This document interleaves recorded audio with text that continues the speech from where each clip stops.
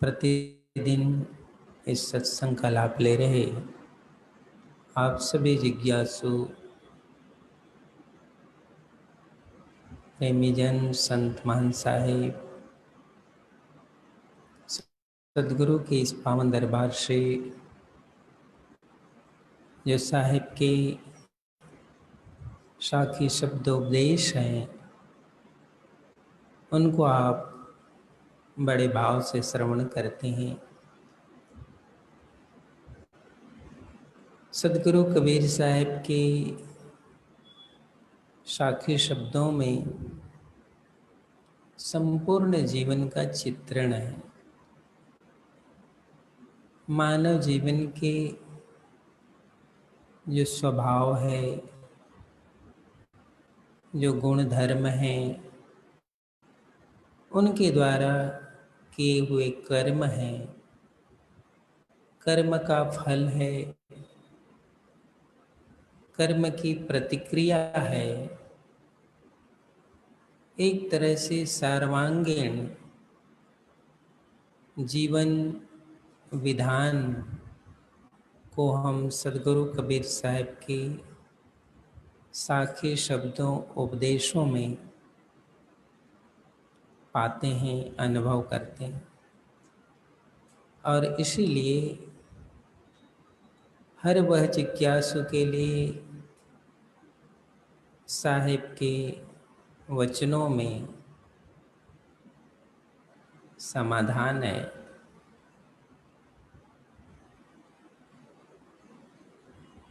इसलिए कि हर मानव इस जगत में आकर, संसार में आकर अपने को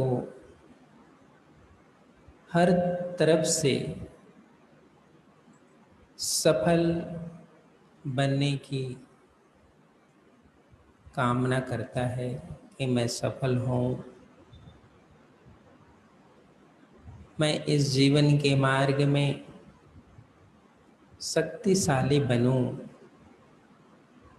ऐश्वर्यशाली बनूं। ऐसे हर मनुष्य की कामना होती है। और इस कामना के साथ साथ उसका कर्म व्यवहार इस जगत में दिखाई पड़ता है। साहिब जो संदेश दिए वह जीवन को संतुलित बनाने के लिए, संयमशील और साधनशील बनाने के, क्योंकि आगे जो उपदेश साहिब इस मानव को देना चाहते हैं वो उपदेश है इस जीव की मुक्ति का साधन। तो जीव मुक्ति के साधन को कब उपलब्ध होता है? जब उनकी ये जो पृष्ठभूमि है जीवन की यात्रा की, उसमें संतुलन होना चाहिए। और संतुलित साधक की निवृत्ति को उपलब्ध होता है। और निवृत्ति से ही उसके चित्त में स्थिरता होती है। और कोई भी साधन के लिए, चाहे सुमरन है, ध्यान है, अभ्यास है, उस सब के लिए स्थिर चित्त की निवृत्त दशा चाहिए। और इस निवृत्ति दशा में तभी कोई उपलब्ध होता है, पहुंचता है, जब उसकी जीवन के सभी आयाम, चाहे वह कर्म का आयाम हो, कर्म की व्यवस्था हो, व्यवहार की व्यवस्था हो, संबंधों की व्यवस्था हो, इसमें जितनी पवित्रता होगी उतना ही वह निवृत्त होगा। यदि जीवन की उसकी अपनी व्यवस्था में तनाव है, खींचतान है, उतार चढ़ाव है, तो वो सहज नहीं हो पाता। और सहज नहीं हो पाने के कारण उनके जीवन में साधन भी संभव नहीं होता है। साधन को संभव बनाने के लिए साहेब ने ये जो साखी में उपदेश कहे,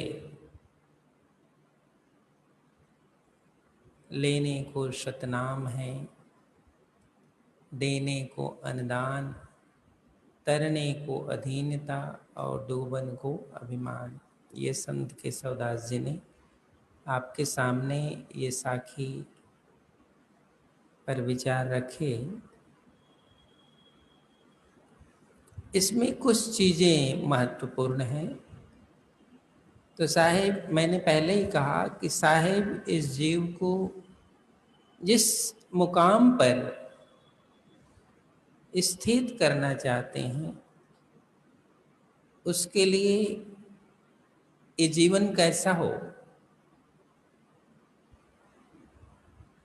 इसकी व्यवस्था साहेब देते हैं।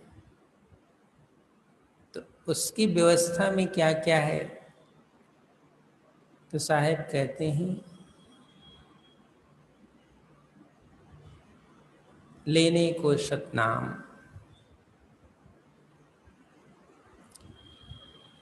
लेने को सतनाम है, देने को अनुदान। सतनाम का जो विशिष्ट साधन है, वो विशिष्ट साधन इस जीव या मनुष्य के लिए सबसे श्रेष्ठ है। लेकिन वो सतनाम को धारण करने के लिए, चित्त में स्थान देने के लिए, या सतनाममय चित्त को बनाने के लिए, सत्यमय चित्त को बनाने के लिए, सत्य से ओतप्रोत जीवन को बनाने के लिए साहेब कहते हैं कैसी कैसी प्रवृत्ति होनी चाहिए, कैसा कैसा स्वभाव होना चाहिए, कैसे कैसे जीवन होना चाहिए। तो साहेब ने कहा, जीवन में परमार्थी भाव होना चाहिए, परमार्थ का भाव। तो परमार्थ का भाव किस में पैदा होता है? ये सत्य है कि धन से समर्थवान कोई पुरुष है, वो परमार्थी होता है, ये हम मानते हैं। लेकिन कभी कभी ये भी देखने को मिलता है कि जो समर्थवान है वो स्वार्थी भी होता है। तो साहब ने तो कहा कि जिस सतनाम में मन को लगाना है, जिस सतनाम रूपी साधन से तुम्हारा जीवन को स्थिर करना है, उसके लिए आपका परमार्थी होना जरूरी। जब आप परमार्थी होते हैं तो परमार्थ करुणा से, दया से पैदा होता है। और करुणा और दया हमेशा दूसरे की तरफ प्रवाहित होता है। तो जिसके पास करुणा है, दया है, वो कौन है? तो उसमें और भी कारण है। एक तो करुणावान, दयावान व्यक्ति जो परमार्थी है, उसके ये स्वभाव के गुण धर्म होते हैं। तो परमार्थी स्वभाव का गुण धर्म वाला व्यक्ति हमेशा एक समतल जीवन में रहता है, समतल धरातल में रहता है। और जिसको साहब कहते हैं सहज मार्ग में चलने वाला। तो वो परमार्थी कौन है? जो करुणावान है, दयावान है, वो परमार्थ। और साहिब कहते हैं डूबन को अभिमान। जो डूबने का मार्ग है, डूबने का मतलब है पूरे जीवन में विकृति आने का मार्ग, वह है अभिमान, अहम। तो जब अहम आता है, अभिमान आता है, तो व्यक्ति के अंदर रजोगुण तमोगुण का प्रभाव होने लगता है। तो रजोगुण तमोगुण के प्रभाव में कभी भी सत्य का सुमरन नहीं होता है, सतनाम का साधन नहीं हो सकता है। सत्य की क्या ताकत है उसमें वो रमन नहीं कर सकता है, क्योंकि अभिमान आ चुका है। तो इस प्रकार साहेब ने मनुष्य के उस स्वरूप और स्वभाव को बताया कि कैसे परमार्थी हृदय और निरभिमानी हृदय सत्य के स्मरण में, सत्य के साधन में, और साहब कहते हैं सुमरन में उसकी पहुंच होती है, वह प्रवेश कर पाता है। ये है उस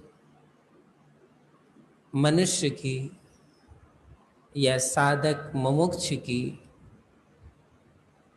योग्यता। और इसी योग्यता के कारण ही उसके जीवन में सत्य की क्या महिमा है, करुणा दया प्रेम की क्या महिमा है, ये सब वापस आता है और उसके जीवन से अभिमान चला जाता है।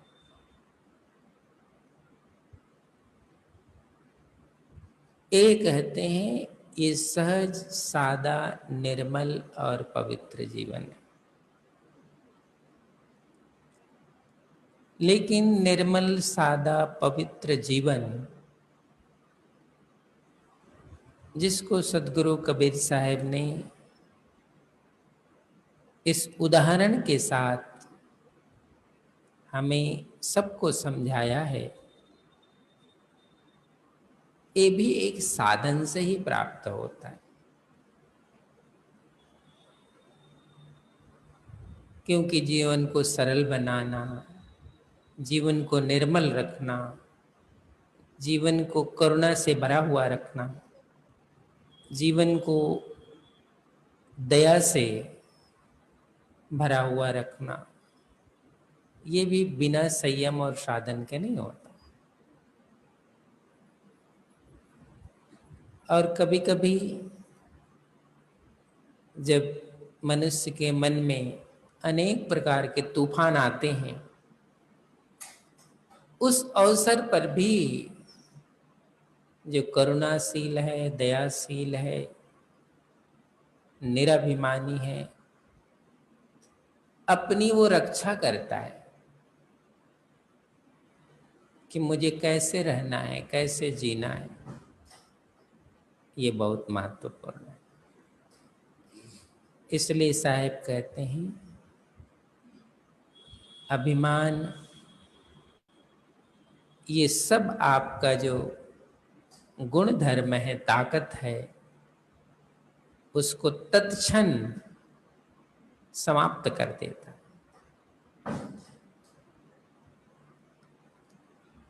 इसलिए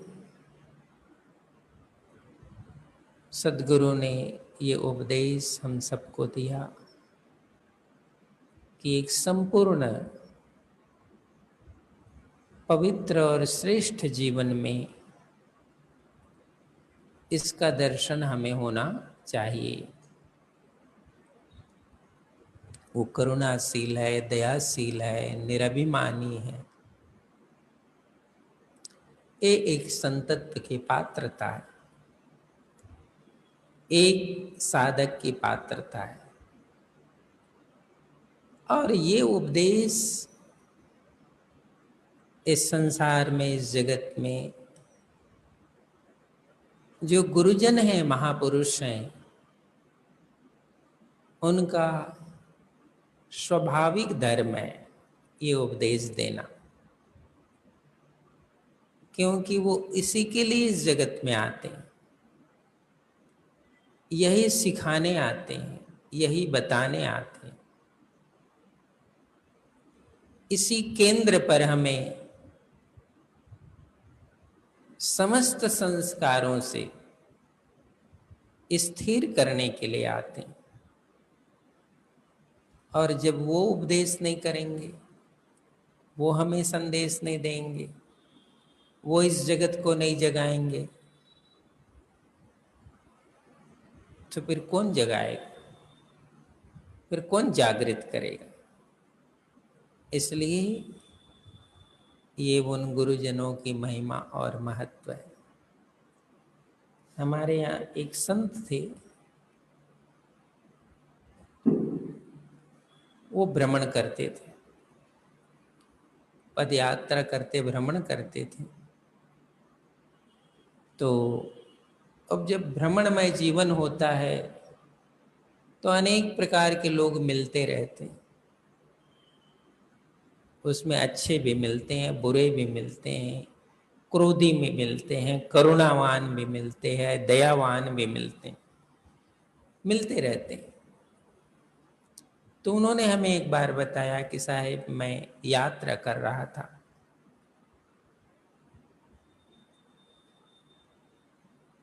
तो एक जगह मुझे रात्रि विश्राम करना पड़ा, तो मैं वहां पर रात्रि विश्राम किया। सुबह 4 बजे उठ गया और 4 बजे उठने के बाद मैं गुरु महिमा का जो पाठ है वो बोलने लगा। तो जब मैं बोल रहा था तो पास में कुछ लोग सोए हुए थे।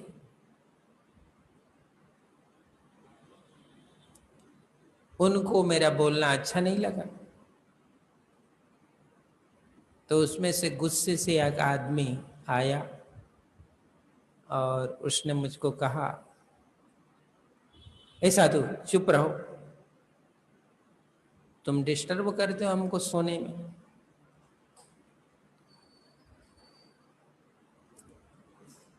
तो उस संत ने कहा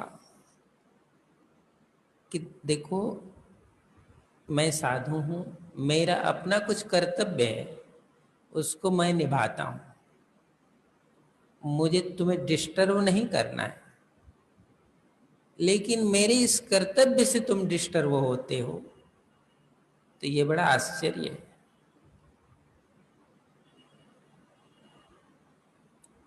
तो वो तो मूढ़ गंवार लोग थे। उसने वो टांगी जिसमें लकड़ी काटते हैं वो निकाल लिया। चुप हो जाओ, नहीं तो हम इसको तुम्हारे गर्दन पर चला दें। संत कुछ देर चुप रहे, उसके बाद वो बोले, अच्छा ये बताओ कि हम अपना धर्म अपना कर्म नहीं निभाएं तो तुम्हारा जो कर्म है, तुम्हारा जो रास्ता है, उसको हम अच्छा कहें, उसकी हम महिमा गाएं, ये तो नहीं हो सकता ना।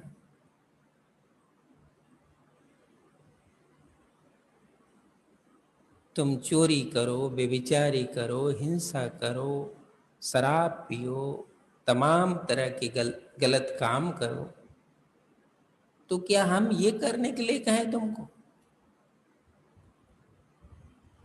हम संत हैं, हम ये कभी नहीं कह सकते। हमारा काम है इस जगत में, इस संसार में विचरण करके सत्य को बताना, परमार्थ को लखाना, और सत्य और परमार्थ के मार्ग में जो मनुष्य के जीवन के लिए अंधकार है, उस अंधकार से इस मानव को छुड़ा देना, ये हमारा काम। अब तुम टांगी चला दोगे या टांगी का भय दिखा दोगे, शस्त्र का भय दिखा दोगे, साधु अपना धर्म थोड़े छोड़ देगा। इसीलिए जो सद्गुरु हैं वो इस जगत में, इस संसार में अपना उपदेश वही देते हैं जो मानव का कल्याण का मार्ग है। इसलिए साहेब कहते हैं जो निराभिमानता है वो जीवन का भूषण है, करुणा दया धर्म ये मनुष्य का भूषण है, और सत्य का साधन करना, सत्य की उपासना करना, जीवन को सत्यमय बनाना, ये मनुष्य का गुण धर्म है। तो इसको सद्गुरु नहीं जगाएंगे तो दुनिया में कौन जगाएगा? इसलिए साहेब का ये जो उपदेश है ये है सत्य का साधन, अभिमान का त्याग, और जो करुणा दया धर्म है जिसके थ्रू आप परोपकार कर पाते हैं।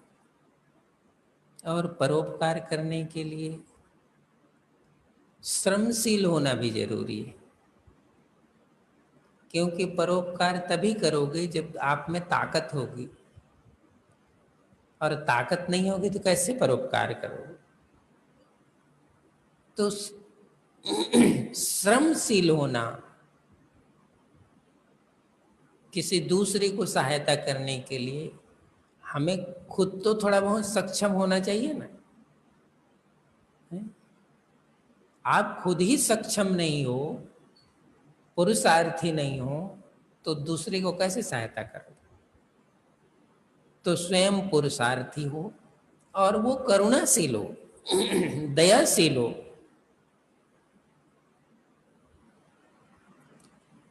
तभी वह कुछ दया धर्म दान पुण्य कर सकता है। तो साहेब ने हमें श्रमशील होने का संदेश दिया, पुरुषार्थी होने का संदेश दिया, और साथ ही साथ परोपकारी होने का संदेश दिया।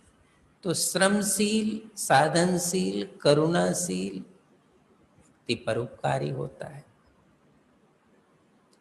और करुणा दया साधन का जो प्रभाव जीवन में आता है तो वो करुणा दया प्रभाव के बल पर उसके जीवन में सभी प्रकार की,